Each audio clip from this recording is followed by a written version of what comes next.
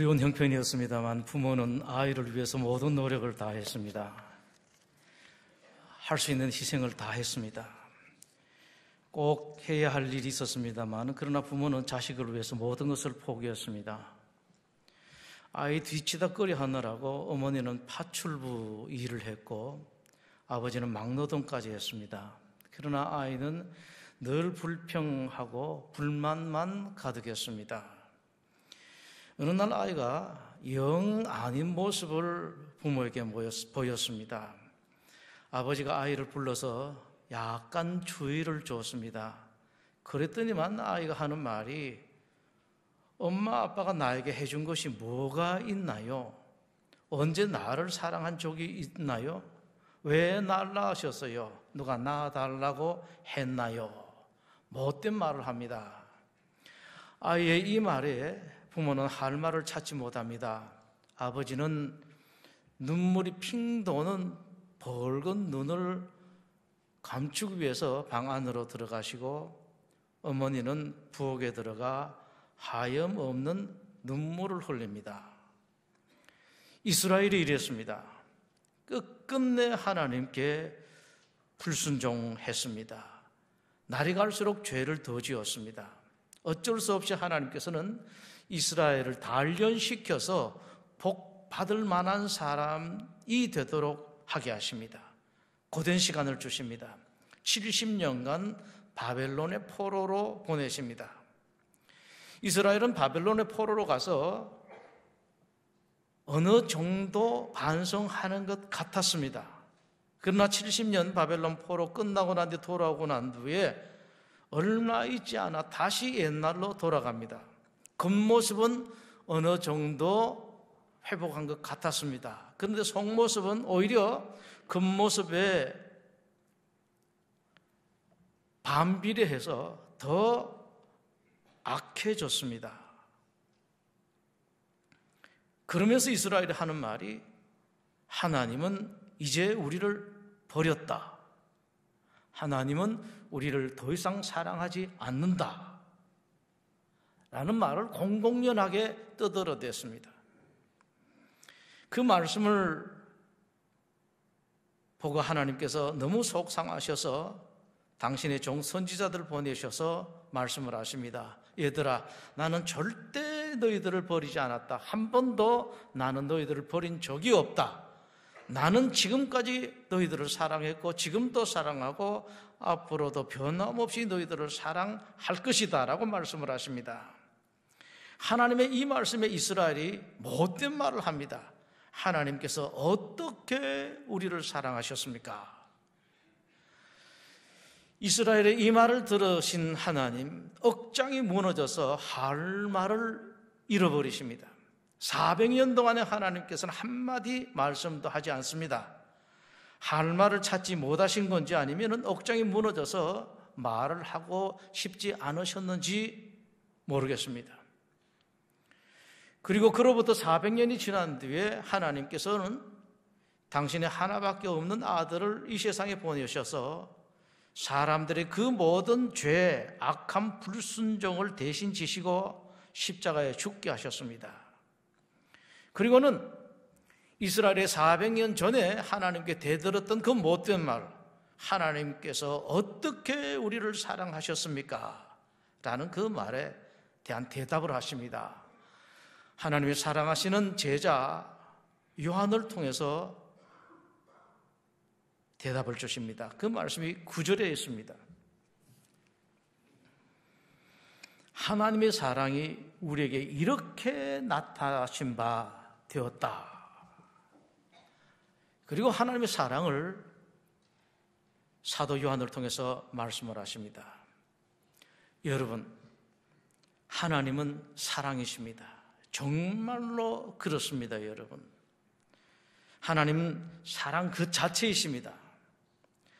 하나님께서 하시는 모든 것이 다 사랑입니다. 여러분에게 이렇게 하시는 것도 저렇게 하시는 것도 여러분 마음에 합하게 하시는 것도 아니면은 여러분들이 바라는 것과 다르게 하시는 그것도 전부 다 하나님께서 여러분을 사랑하시는 그 사랑의 결과입니다. 하나님은 사랑밖에 모르십니다. 여러분을 이 세상에 태어나게 하신 것도 전부 다 하나님의 사랑이십니다. 여러분을 향하신 하나님의 마음은 단 하나, 사랑뿐입니다. 하나님께서 어떤 사랑으로 여러분들을 사랑하셨는지 우리 성경 전체를 통해서 이 시간 다시 한번 확인을 합니다. 하나님은 여러분에게 최고를 주시는 사랑으로 사랑을 하셨습니다. 맨 처음에 인간을 창조하시고 난 뒤에 하나님께서 인간에게 주신 선물이 에덴 동산이었습니다. 에덴 동산은 최고 중의 최고였습니다. 하나도 부족한 것이 없는 모든 것을 다 갖춘 것이 바로 에덴 동산이었습니다. 이것을 하나님께서 인간에게 주셨습니다. 다만 아담 하와가 그 에덴 동산을 누릴 자격이 없어서 쫓겨났습니다만은 그러나 영원히 쫓아내신 것은 아니었었습니다. 사람들은 에덴 동산을 영원히 잃어버지는 않았습니다. 지금 이 자리에 계신 여러분들도 그 좋은 에덴 동산을 영원히 잃어버린 것이 아닙니다. 누구든지 예수님을 나의 주님으로 모시기만 하면은 다시 여러분 소유할 수가 있고 언젠가는 그 에덴 동산에 들어가실 수가 있습니다. 이처럼 하나님께서 여러분들 사랑하실 때에 그냥 대강 사랑하신 것이 아닙니다. 말로만 사랑하신 것이 아니라 최고를 주시면서 여러분 사랑하셨습니다. 이것은 지금도 마찬가지입니다. 시시하게 여러분 주시고 여러분 사랑했다고 말씀하지 않습니다. 지금도 최고를 주십니다. 또 하나님께서 여러분 사랑하시는 것은 여러분의 마음을 이해하시는 그런 사랑입니다. 하나님께서 어느 날 소돔 고모라서는 멸망하시러 가는 길이었습니다. 슬쩍 아브라함에게 비치죠. 나 소돔 고모라성 멸망하러 간다. 아브라함이 듣도록 말씀을 하셨습니다. 하나님 아브라함의 마음을 아시거든요. 소돔 고모라에 아브라함이 사랑하는 조카 롯이 있습니다. 어떻게 하든지 간에 그 구해하고 싶은 그 아브라함의 마음을 하나님께서 아셨기 때문입니다. 아니나 다를까 아브라함이 하나님 붙들고 늘어집니다. 하나님, 의로운 사람을 악한 사람들과 함께 멸망시키시려고 하십니까? 라고 말하면서 내가 그럴 리가 있나? 하나님께서 말씀하시니까 붙들고 늘어지죠. 소돔 고모라서의 성에 의인 50명이 있으면 어떻게 하시겠습니까? 멸망시키겠습니까? 그럴 리가 있나 이 사람아? 아브라함이 기다리던 대답을 하십니다, 여러분. 이때부터 아브라함이 계속해서 하나님과 같이 씨름을 하죠. 45명이 있으면 어떻게 하시겠습니까? 그것도 그럼 내가 그럴 수가 있나? 5명 없다고 그럴 수가 있느냐? 여기 끝나지는 않습니다. 귀찮게 매어달립니다. 하나님에 대한 예의가 없습니다. 미울 정도입니다, 여러분. 40명이 있으면요, 30명이 있으면요, 20명이 있으면요, 10명이 있으면요, 우리 같으면 하나님께서 이렇게 대답하지 않으실 것 같습니다. 그런데 하나님은 일일이 다 대답을 하시고 아브라함의 그 요청을 받아주십니다. 10명이라도 있으면 내가 소돔 고모라 성을 멸망시킬 리가 없지라고 말씀을 하십니다. 하나님께서 그렇게 하신 까닭은 아브라함의 마음을 이해하셨기 때문에 그랬었습니다. 어떻게 하든지 간에 소돔 고모라에 있는 조카 롯을 살리고 싶은 아브라함의 마음을 하나님께서 아셨습니다. 하나님 그렇습니다, 여러분. 여러분들이 좋은 마음을 가지고 계시면 물론이지만은 혹시라도 여러분들이 잘못 알고 혹시라도 여러분들이 아닌 것을 마음속에 생각하고 있어도 그것까지도 하나님께서 이해하십니다. 오죽하면 저렇게 하겠느냐. 때론 여러분들이 미련해서 여러분들이 알지 못해서 이런저런 마음을 가지고 있을 때 그것까지도 하나님께 다 이해를 하십니다. 예수님께서 태어나셨을 때입니다. 하나님께서 예수님의 아버지 요셉에게 말씀을 하시죠. 저 안 되겠다. 저 헤롯이 어린애들 다 죽이려고 하니까 너 빨리 피난 가거라 라고 말씀을 하십니다. 이집트에 말씀하신 대로 피난을 갑니다. 그 헤롯이 죽고 난 뒤에 다시 하나님께서 요셉에게 말씀을 하시죠. 아이들을 죽이려고 했던 헤롯이 죽었기 때문에 너는 이제 돌아가도 된다라고 말씀을 하십니다. 그런데 요셉이 망설여요. 헤롯은 죽었습니다만 헤롯의 아들이 또 왕이 되었거든요. 그 아버지나 그 아들이나 비슷한 것을 요셉이 알았기 때문에 망설이는 그 마음을 아십니다. 두려워하는 그 마음을 하나님께서 아시고 말씀을 하십니다. 요셉아, 너 두렵냐? 겁이 나냐?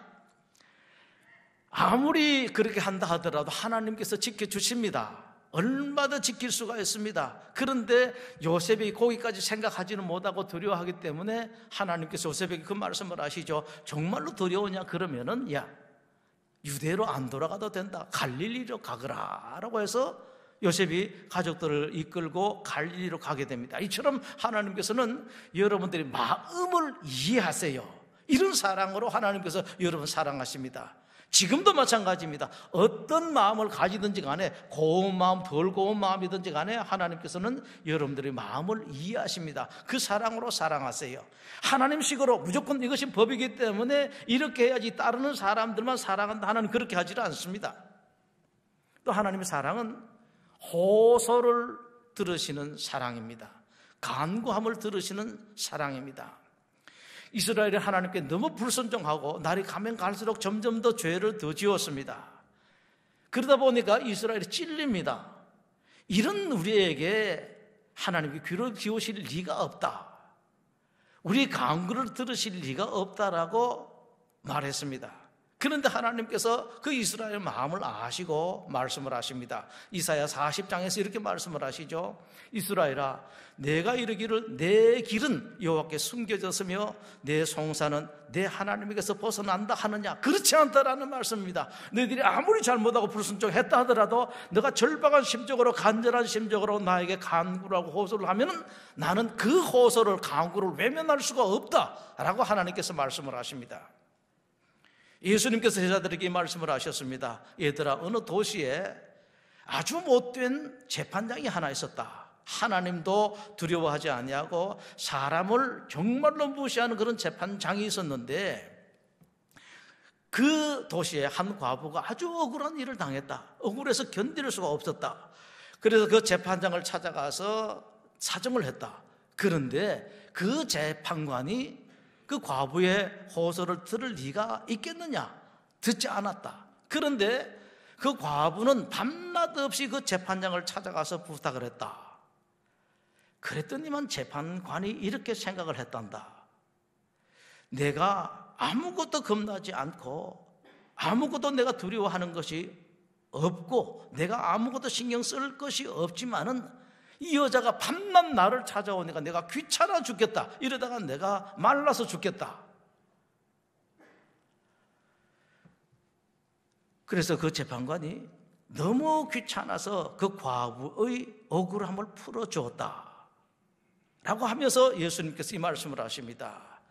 불의한 재판장이 말한 것을 들어라. 하물며 하나님께서 그 밤낮 부르짖는 택하신 자들이 원한을 풀어주지 아니하시겠느냐? 그들에게 오래 참으시겠느냐? 아니다라는 말씀입니다. 절대 우리 하나님 그럴 리가 없다라는 그런 말씀이십니다.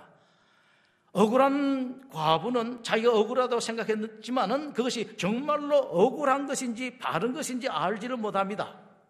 그러나 우리 하나님, 여러분들이 억울한 일, 여러분들이 바른 일을 위해서 하나님께 간구하고 좋은 일을 위해서 하나님께 호소할 때 절대로 하나님께서 외면하지 않습니다. 하나님 불의한 재판관이 아닙니다. 선하십니다. 선하신 하나님께서 억울한 사람들, 특별히 여러분들이 선한 일을 위해서 간구하게 될 때에 얼마나 들으시겠습니까? 외면하지 않습니다. 지금도 여러분 어떤 모양, 어떤 형태든지 호소하든지 간구하든지 간에 하나님께서는 여러분들의 간구와 호소를 들으십니다. 그런 사랑으로 하나님께서 여러분들을 사랑하십니다. 그리고 하나님은 절대로 여러분들을 잊어버리지 않습니다. 그리고 여러분들 포기하지도 않고 버리지도 않습니다. 이스라엘은 수도 없이 하나님을 버리고 하나님을 떠났습니다. 하나님께서 이사야 1장에서 이렇게 탄식을 하십니다. 하늘이여 들으라, 땅이여 귀를 기울이라. 여호와께서 말씀하시기를 내가 자식을 양육하였거늘 그들이 나를 고역하였도다. 소는 그 임자를 알고 나귀는 그 주인의 구유를 알건만은 이스라엘은 알지 못하고 나의 백성은 깨닫지 못하는도다. 세상에 이럴 수가 있는가? 피덩이같이 버려진 아이를 내가 불쌍히 여기서 키워가지고 입히고 먹이고 잘 교육을 시켜서 이렇게 키워줬던 은혜를 하나도 알지 못한다는 말씀입니다. 하나님은 아버지로 알지도 못하면 하나님 찾지도 않습니다. 너무 속상하셨습니다. 그러나 하나님께서는 그렇게 속상하시면서도 끝까지 이스라엘을 버리거나 포기하지도 않고 잊어버리지도 않았습니다. 이사야 41장에서 이렇게 그 심정을 말씀을 하십니다. 그러나 나의 종 너 이스라엘아, 내가 택한 야곱아, 나의 벗 아브라함의 자손아, 그렇게 미운 짓을 했는데도 하나님께 이렇게 부르십니다. 내가 땅 끝에서부터 너를 붙들며 땅 모퉁이에서부터 너를 부르고 내게 이르기를 너는 나의 종이라, 내가 너를 택하고 싫어하여 버리지 아니하였다라고 말씀을 하십니다. 또 이렇게 말씀을 하십니다. 부르는 소리를 여러분 한번 들어보십시오. 버러지 같은 야곱아. 하나님 얼마나 속상하셨으면 이런 표현으로 말씀을 하셨겠습니까? 그러면서도 하나님께서 이렇게 말씀을 하십니다.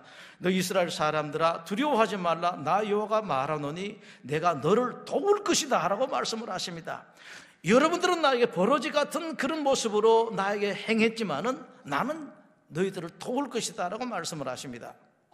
이사야 49장에서는 하나님께서 이렇게 말씀을 하십니다. 시온이 이르기를 여호와께서 나를 버리시며 주께서 나를 잊으셨다 하였거니와 여인이 어찌 그 젖 먹는 자식을 잊겠으며 자기 태에서 난 아들을 긍휼히 여기지 않겠느냐. 그들은 혹시 잊을지라도 나는 너를 잊지 아니할 것이다 라고 말씀을 하셨습니다.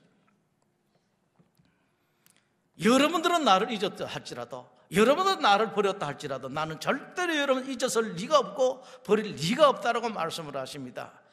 구약의 마지막에 가서는 이렇게 말씀을 하십니다. 보라, 여호와의 크고 두려운 날이 이르기 전에 내가 선지자 엘리야를 너에게 보내리니 그가 아버지의 마음을 자녀에게로 돌이키게 하고 자녀들의 마음을 그들의 아버지에게 돌이키게 할 것이다.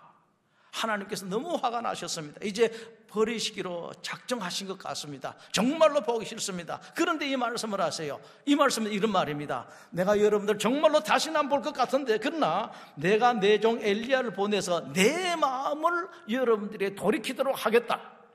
여러분들은 나를 떠나고 나를 버리고 나에게 등을 돌렸지만은 엘리야를 보내서 여러분들로 하여금 내 사랑을 받도록, 내 마음을 받도록, 내 관심을 받도록 여러분들 마음을 돌이키도록 하겠다라고 하나님께서 말씀하십니다. 절대로 포기하지 않는다는 말씀이십니다.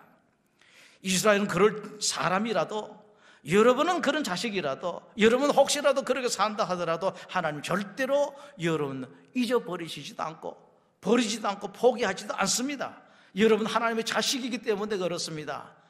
부모는 자식을 잊어버리지 않습니다. 자식은 혹시 부모를, 아버지를 잊어버리고 싫어서 등 돌려도 아버지는, 어머니는 그렇게 하지를 못합니다. 예수님께서 누가복음 15장에서 말씀을 하십니다. 죄인 한 사람이 회개하면 하늘에서는 회개할 것도 없는 의인 99으로 말미암아 기뻐하는 것보다 더 하리라. 99만 있으면 충분할 것 같습니다. 까짓것 하나 없어도 괜찮을 것 같습니다. 그런데 하나가 마지막으로 돌아오고 나면은 의인 99 때문에 기뻐하는 것보다 훨씬 더 기뻐한다. 마지막 하나까지 포기하지 않고 하나님 찾는다는 그런 말씀이십니다. 또 이렇게 말씀을 하셨죠.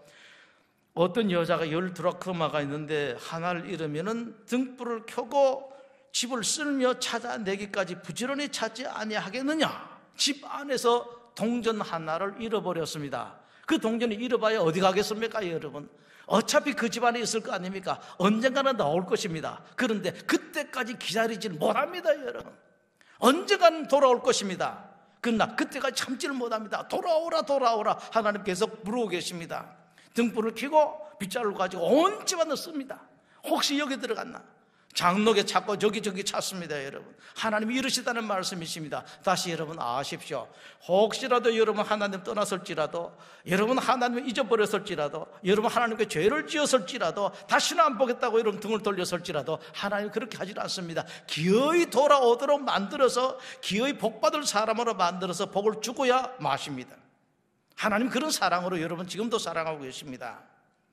하나님은 용서하시는 사랑으로 여러분을 사랑하십니다. 버리지 않으시기만 하는 것이 아닙니다. 잊지 않기만 하는 그런 하나님이 아니십니다. 포기하지 않기만 하는 그런 하나님의 사랑이 아니십니다. 완전히 용서를 하십니다. 전혀 죄를 짓지 않는 그런 사람인 것처럼 하나님께서 여러분들 용서하십니다. 여러분들은 내가 이런 죄를 지었는데, 이런 잘못을 했는데, 이런 범죄를 했는데 하나님 나를 받아주실까? 그렇지가 않습니다, 여러분. 아예 죄를 짓지 않은 사람처럼 하나님께서 받아주신다고요. 이사야 1장에서 하나님께서 말씀을 하십니다. 오라, 우리가 서로 변론하자. 너희 죄가 주홍 같을지라도 눈과 같이 희워질 것이요 진홍같이 붉을지라도 양털같이 희게 될 것이다 라고 말씀을 하십니다. 완전히 없애주겠다, 내가 다 용서하겠다, 아예 기억도 하지 않을 것이라고 말씀을 하십니다. 집 나간 탕자를 여러분들 잘 아십니다. 참으로 못된 자식이죠. 아버지가 죽을 때가 아직 멀었는데도 아버지 돌아가실 때에 주실 유산을 미리 주십시오. 이것도 얼마나 악한 일입니까, 여러분. 그리고 그것뿐만이 아닙니다. 혹시라도 그런 돈을 가지고 제대로 썼으면 괜찮겠습니다만 호랑방탕하게 다 탕진하고 말았습니다. 그러다가 이런 자식이 잘 될 리가 있습니까, 여러분? 다 탕진하고 난데 이제 굶을 죽을 지경이 되었습니다. 도리 없이 아버지께로 돌아옵니다. 내가 입에 풀칠이라도 할 때는 아버지밖에 없다. 내가 자식이 아니라 이제 품꾼으로, 하인으로 받아주십사 하고 아버지에게 가겠다. 돌아옵니다. 아직 아들은 그 젊은 아이, 눈 밝은 아이가 아버지를 알아보지도 못하는 멀리 있을 그때에 이제는 눈이 어두워진 그 아버지는 자식을 알아봅니다. 내 자식이다. 뛰어갑니다. 이 아들은 자기 아버지가 그렇게 뛰어나오실 줄은 몰랐습니다. 그저 하인 정도로만 받아주기만 해도 되겠다, 목금에 풀칠만 하면 되겠다라고 아버지에게 돌아갔는데 아버지는 그렇지 않았습니다. 자식을 껴안고 얼마나 기뻐하는지 모릅니다. 손에 가락지를 끼워주고 좋은 옷을 입히고 살진 송아지를 잡아서 잔치까지 벌여줍니다. 이런 하나님이십니다. 용서가 아닙니다. 없습니다. 잊어버렸습니다. 이렇게 하나님께서 받아주십니다. 지금도 그렇습니다. 누구든지 간에 아버지에게 돌아오기만 하면은 하나님께서 이렇게 받아주십니다. 이런 사랑으로 사랑을 하십니다. 그리고 하나님은 주시는 사랑, 끝까지 섬기는 사랑으로 여러분을 사랑하셨습니다. 예수님께서 이제 죽으실 때가 다 되신 것을 아시고 내일 죽기 바로 전에 오늘 상을 차려놓고 제자들을 다락방에 모으셨습니다. 그리고 떡을 떼서 주시면서 이렇게 말씀을 하셨습니다. 내 살이다, 내 몸이다. 포도주를 부어주시면서 내 피다라고 말씀을 하셨습니다. 이것저것 다 주셨습니다. 다 주시고 마지막에 예수님 자신을 주신 것입니다. 그리고 그 다음날 그렇게 십자가에 죽으셨습니다. 성찬을 베풀고 난 뒤에 예수님께서는 그 식사 자리에서 일어나셔서 허리에 수건을 두르시고 대물을 떠서 제자들의 발을 씻어주셨습니다. 끝까지 섬기셨습니다. 이제 마지막으로는 제자들에게 예수님께서 섬김을 받아도 될 법 했었습니다마는 끝까지 섬기셨습니다. 예수님께서 마가복음 10장에서 이렇게 말씀을 하셨습니다. 인자가 온 것은 섬김을 받으려 함이 아니라 도리어 섬기려 함이다. 지금도 여러분 잘 아십시오. 우리 하나님 여러분 섬기고 계십니다. 예수님 여러분 섬기고 계십니다. 하나님이 영으로 보내신 성령님이 여러분들을 섬기고 계십니다. 여러분 아무것도 알지 못하고 잠자고 있을 때, 잊어버리고 그냥 여기저기 정신 팔려 있을 때에 하나님은 영으로서 여러분을 위해서 안타깝게 기도하고 계십니다. 하나님은 대신 책임을 지시는 사랑, 끝까지 책임지시는 사랑으로 여러분 사랑하셨습니다. 그 모든 것을 다 주신 하나님, 마지막으로 아직까지 하나 해결하지 못한 것이 있었습니다. 인간의 죄입니다. 죽을 수밖에 없는 죄. 이 문제는 다른 것으로 해결되지가 않습니다. 여러분 선한 일 하는 것으로, 바르게 사는 것으로, 착한 일 하는 것으로 해결되질 않습니다. 이건 누군가가 책임을 져야 됩니다. 죽을 수밖에 없습니다. 본인이 죽었든지 누군가 책임을 져야 됩니다. 이 책임을 예수님께서 대신 지시고 십자가에 죽으셨습니다. 마가복음 10장에서 예수님께서 이렇게 말씀을 하셨습니다. 내가 이 땅에 온 것은 자기 목숨을 많은 사람의 대속물로 주기 위함이니라. 대속물이 무엇입니까, 여러분? 대신 드리는 제물입니다. 사람이 죽을 책임을 대신 예수님께서 십자가에서 지셨다는 그런 말씀입니다. 오늘 본문 9절 다시 보시겠습니다. 9절에서 그것을 말씀을 하고 계시죠. 하나님의 사랑이 우리에게 이렇게 나타난 바 되었으니 하나님이 자기 독생자를 세상에 보내심은 그로 말미암아 우리를 살리려 하심이라. 9절 말씀 다시 보시죠. 그로 말미암아 우리를 살리려 하심이라. 어떻게 살린다고요? 10절에 그 답을 말씀을 하고 있습니다. 우리 죄를 속하기 위하여 화목제물로 그 아들을 보내셨습니다. 대신 그 아들 예수님이 죽으심으로 말미암아 우리를 살리신다는 그런 말씀이십니다, 여러분. 이것이 하나님의 사랑입니다. 여러분을 이 세상에 태어나게 하시고 여러분을 예수님 믿게 하시고 이 자리에 예배 드리도록 하나님께서 부르신 까닭은 흔히 말하듯이 하나님께서 영광을 받기 위해서, 여러분 때문에 하나님께서 무슨 영광을 보기 위해서가 아니라 여러분 사랑하기 위해서 이 자리에 부르셨습니다. 사랑하기 위해서 여러분들 예수님 믿도록 만들으셨습니다. 사랑하기 위해서 여러분 이 세상에 태어나게 하셨습니다. 그리고 하나님의 그 사랑은 지금까지 계속되고 지금도 계속되고 있고 앞으로도 계속될 것입니다. 자, 이제 우리가 남아있습니다. 여러분, 이런 사랑을 받은 사람입니다. 이런 사랑을 받고야 말겠습니까? 여러분, 끝내겠습니까? 잘 아십시오. 사해를 보시기 바랍니다. 사해는 갈릴리 호수에서 내려온 그물, 요단강을 통해서 내려온 말을 수없이 받습니다. 그건 하나도 내보내주지를 않습니다. 다 자기가 차지하는 것 같습니다만은 사해는 죽은 바다입니다. 자기도 죽고 다른 생물도 살리지를 못합니다. 인생이 그렇습니다. 내가 사랑을 받고 난 뒤에 나 혼자만 받고 끝내게 되게 되면은 나도 살지를 못하고 다른 사람을 살리지를 못합니다. 어떻게 살아야 되겠는가?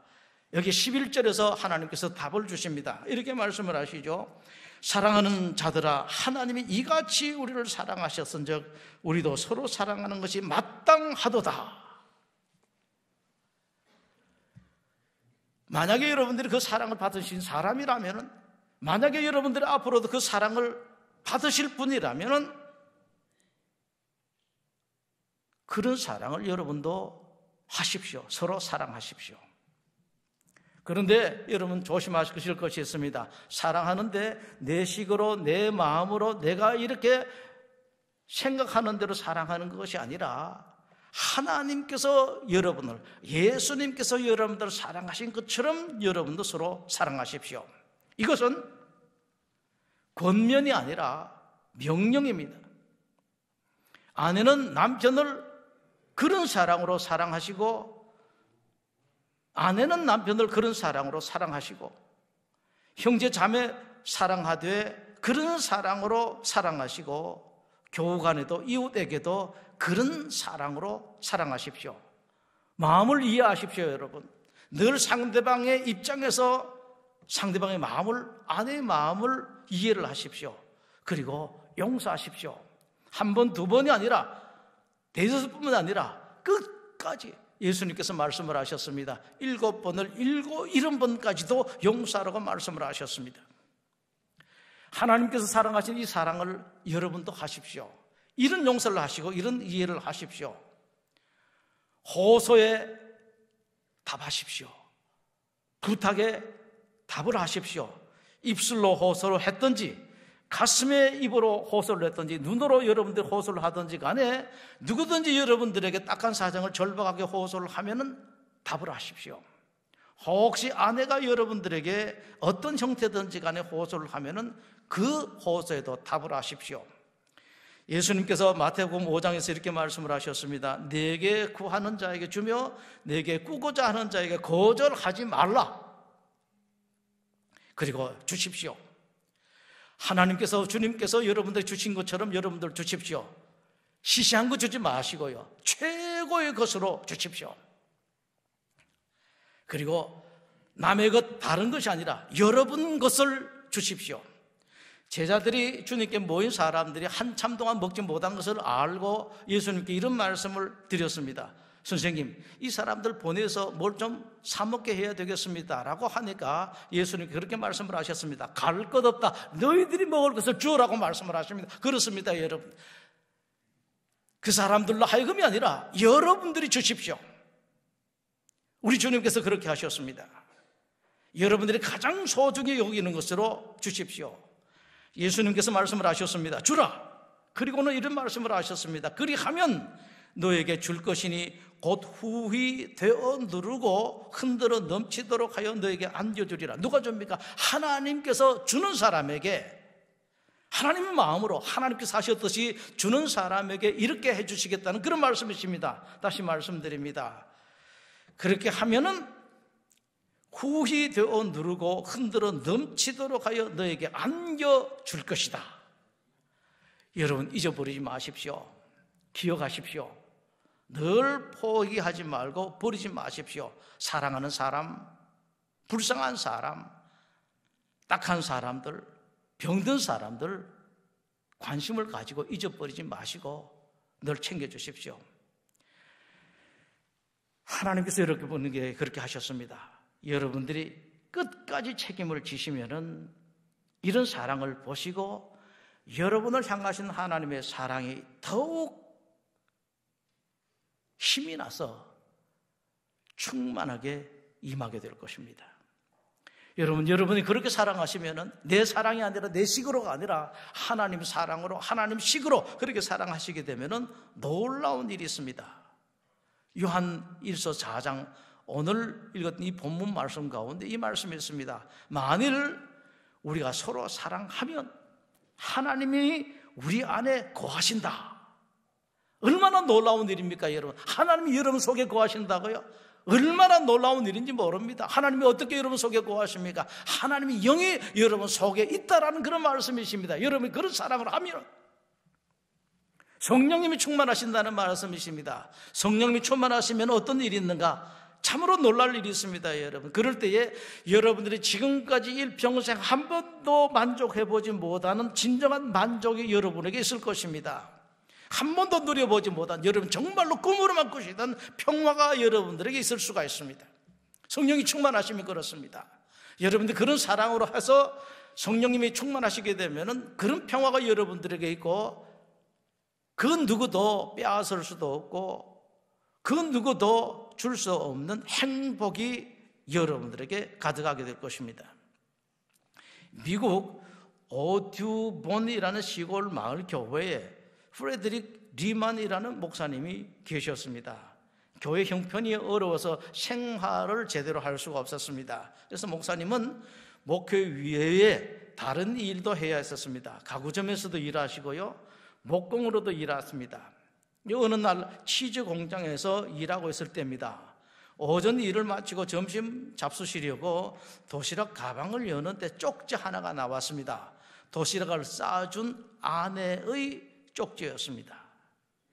이 쪽지에 시 한 편이 적혀 있었습니다. 하늘을 두루마리 삼고 넓은 대양을 잉크로 채워도 크신 하나님의 사랑을 모두 기록할 수 없겠네. 그 시를 보는 순간 이 목사님은 그 시가 유대인 한 랍비의 시인 것을 알아차렸습니다. 그러나 그 순간 리먼 목사님은 눈을 감고 하나님의 사랑을 느낍니다. 하나님의 사랑이 지친 리먼 목사님을 완전하게 감쌉니다. 리먼 목사님이 하나님께 고백을 합니다. 하나님, 그렇습니다. 목회가 참 힘들고 참 어렵고 고달픕니다만은 바닷물을 먹물 삼아도 하나님의 사랑을 다 기록할 수 없습니다. 그 순간 리먼 목사님 성령이 충만해서 나무 상자에 걸터 앉아서 연필을 가지고 노래를 씁니다. 그 노래가 바로 찬송가 404장입니다. 오늘 여러분들에게 설교 말씀을 요약한 쪽지를 하나 내드렸습니다. 그리고 지난번에도 다음에도 내드릴 것입니다. 여러분도 비만의 그 사모님께서 도시락에 넣은 쪽지처럼 혹시라도 이웃 우체통에 또 여러분들 아는 사람이 그 쪽지를 전하게 된다면 혹시라도 404장이 탄생되게 된 그 놀라운 역사가 여러분 통해서 일어날 수도 있을 것입니다.